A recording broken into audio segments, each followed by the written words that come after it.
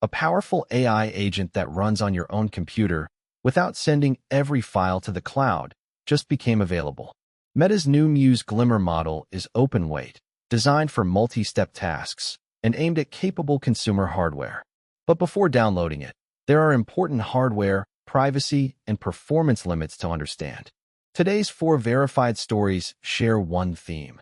AI is moving closer to the device, deeper into software workflows, and further down into the physical infrastructure that makes all of it possible. We also have a major Claude Code permission change, AI agents hunting for cooler chip materials, and a reported $400 million chip investment. First, Meta has released Muse Glimmer. It is a 30 billion parameter model built for local agents, software that can use tools, work with files and screenshots, write and debug code, and continue through several steps rather than answering one question. The weights are available now under the permissive Apache 2.0 license. Meta says the model supports text and images, more than 100 languages, and agent frameworks including OpenClaw. Integrations for tools such as Allama, LM Studio, Llama.cpp, and MLX are expected in the coming days. The word local matters. Meta says a quantized version can fit in under 20 gigabytes, leaving room for working memory inside a 24 or 32 gigabyte hardware envelope. That means a high-end Mac or a PC with a capable consumer GPU, not an ordinary low-cost laptop.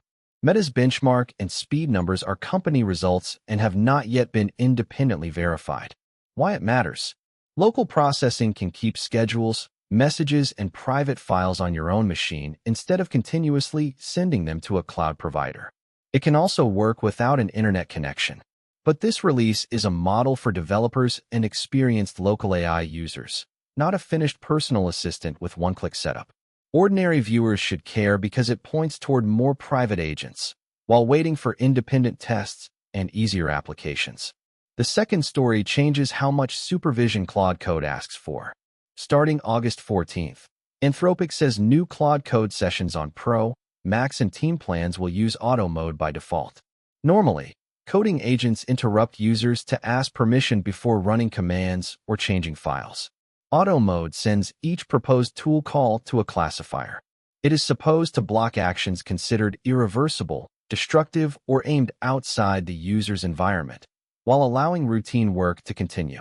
Users can still choose another default. Enterprise, API, Amazon Bedrock, Google Cloud, and Microsoft Foundry deployments remain opt-in for now. Anthropic says classifier overhead will not be charged to Pro, Macs, and Team users.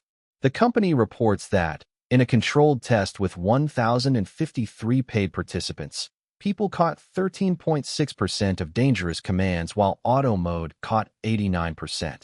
Those are Anthropic's results, not an independent industry benchmark, and auto mode can still block safe work or miss risky context. Why it matters? Fewer prompts can make long coding jobs practical, but a safety classifier should not be mistaken for a guarantee. Developers still need version control, backups, restricted credentials, tests, and review before deployment. For non-technical viewers, the wider point is simple. AI tools are being allowed to act for longer before a person checks them. Third, a startup called Discovered Materials is using AI agents to search for substances that could make chips more efficient and easier to cool. The company's pipeline generates possible materials, then uses physics models to screen the candidates before laboratory work. It announced a $9 million seed round led by Lightspeed India partners and released examples of candidate materials plus a benchmark for comparing AI systems on material discovery. The goal is practical. AI chips generate large amounts of heat, and data centers spend significant energy moving that heat away. A better insulating, conducting, or heat-dissipating material could reduce part of that burden. But the company and its investors acknowledge the hard limit.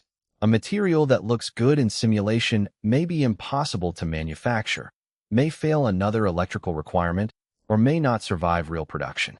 The startup has not shown a commercially deployed material. Why it matters? AI can search a chemical design space much faster than one researcher making a few guesses each day. The valuable result is not the number of candidates. It is whether laboratories can make one safely, repeatedly, and cheaply enough for a chip factory. This is a credible research direction, not yet a consumer breakthrough. Finally, money is pouring into the factories behind the AI race. The Wall Street Journal reports that the AI-focused hedge fund Situational Awareness invested $400 million in Source Foundry, bringing its total investment in the startup to $500 million. Source Foundry is described as a company founded by Stanford researchers that wants to make chip manufacturing faster and cheaper. This is a reported deal, not a detailed public announcement from the startup. Source Foundry remains secretive, and there is not enough evidence yet to assess its process, customers, timetable, or technical advantage. The investor has also experienced recent losses and reportedly reduced much of its public portfolio, which makes the size of this private bet more notable but does not validate the technology. Why it matters? Frontier models depend on chips, and chip supply depends on difficult manufacturing systems. Investors increasingly see the factory process itself as an AI opportunity. For ordinary viewers, the correct takeaway is not that a $400 million check guarantees success. It is that competition is shifting from chatbots toward local hardware, materials, and manufacturing. The day's biggest change is Meta putting a capable open agent on personal hardware. The deeper pattern is that AI progress now depends as much on permissions, memory, cooling, and factories as it does on model intelligence. Which matters more to you? A private local AI agent, safer autonomous coding, cooler chips, or new chip factories? Let me know in the comments, and subscribe for your daily AI update.